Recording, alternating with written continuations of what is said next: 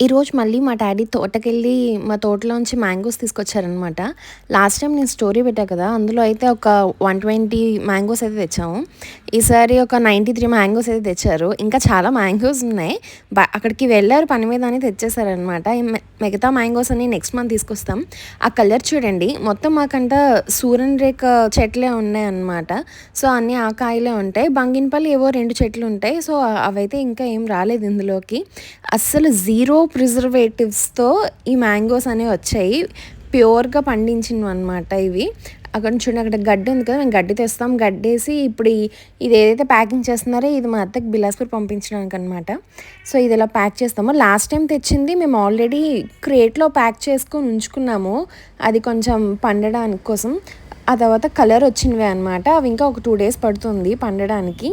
చూసారు కదా! ఎంత మంచి కలర్, టేస్ట్ అయితే మాత్రం సూపర్ ఉంటది.